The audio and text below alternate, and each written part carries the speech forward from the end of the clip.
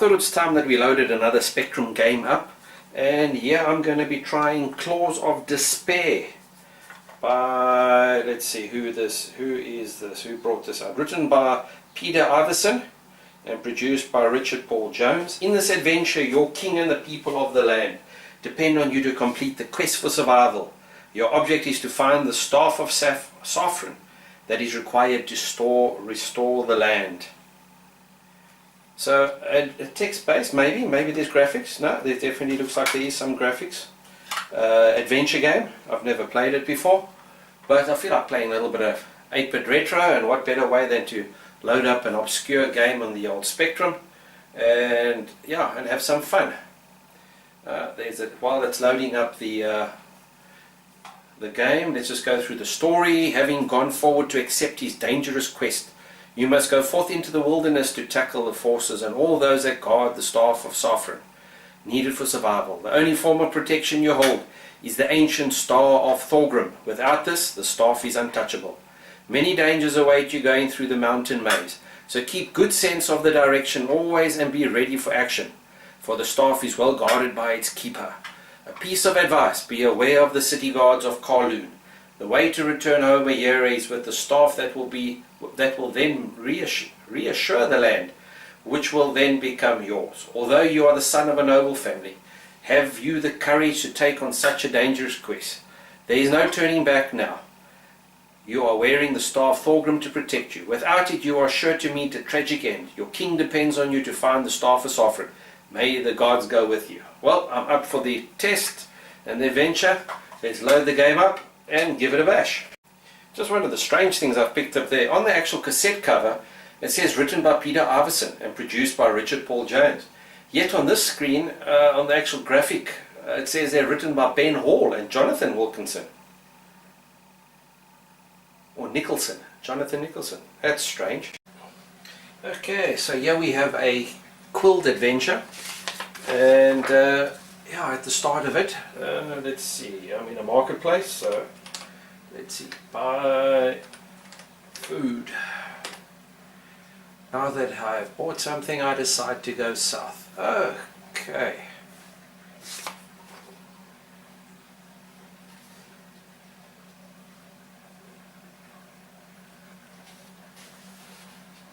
A little bit slow. Definitely takes its time.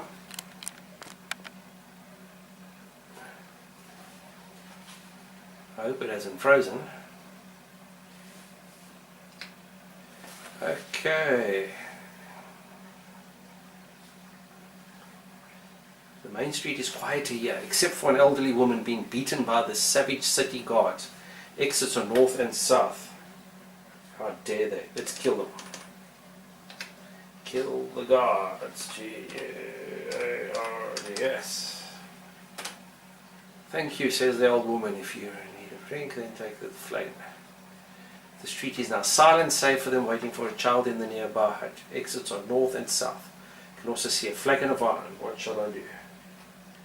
I'm definitely going to take the wine.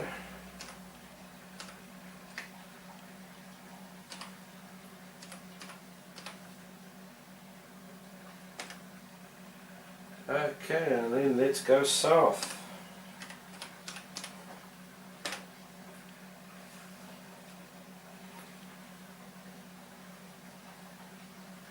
I must hand in any... Oh, okay, I'll have to give my star across.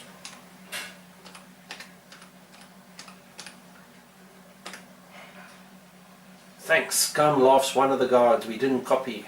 Oh, what's this? Another little graphic. I must say the graphics are very, very basic.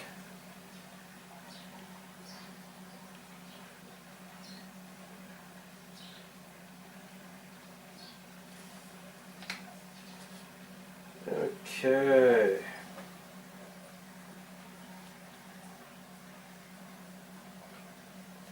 So let us go to the southwest. What shall I do? Oh, a small lake. Well, I'm going to swim in the lake.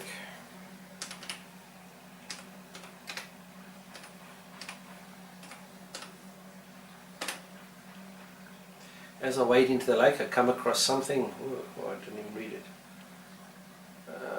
Let's see, a golden chalice. Ooh.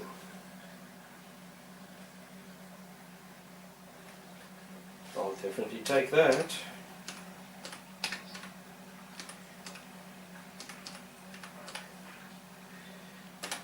These old adventures, they're fun. It gets a little bit boring, a little bit tedious, and the typing. But then again, you've got to consider that this was the start of many a role-play game.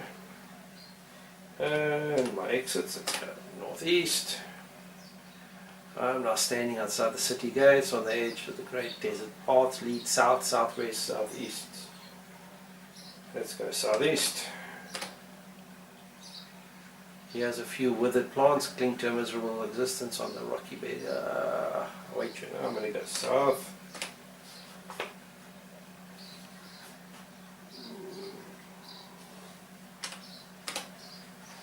Oh, okay.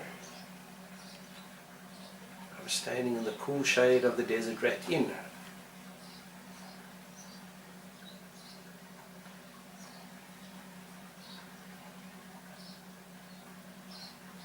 Oh, if you want some information, then I'll swap it for some gold. Okay, let's give the chalice.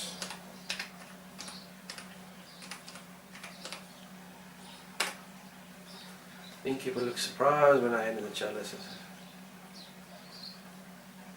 I tell you to ask the conjurer for a riddle, and that's all I'll know. I'm ready for your command. Let's go east.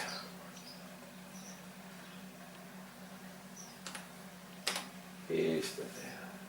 It's a whitewashed wicket gate. Gleaming brass notice. Residents of the Wizgo. Professional conjurer and gardener. Serious callers only. Path leads through. Oh, I'm standing in a well-tended orchard and I must say, it's no wonder we can read. My kids, if they had to play games like this and had to read constantly, their reading would be fantastic. Standing over 7 feet tall, he has a cheerful countenance, but in his dark. What do you want? Snaps. Ready for you. Oh, of course, the riddle.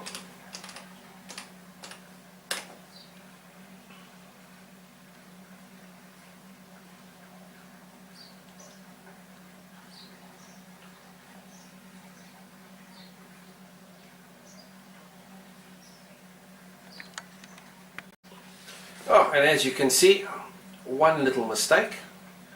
And I've come to the end of it. Another turn.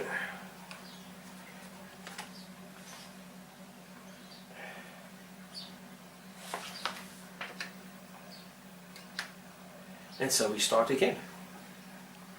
This time I'm going to play through a little bit and see how far I get. I'll be back soon. Well, I've given it another go, and after 34 turns I've gotten to 10%. But it's getting a little bit tedious now.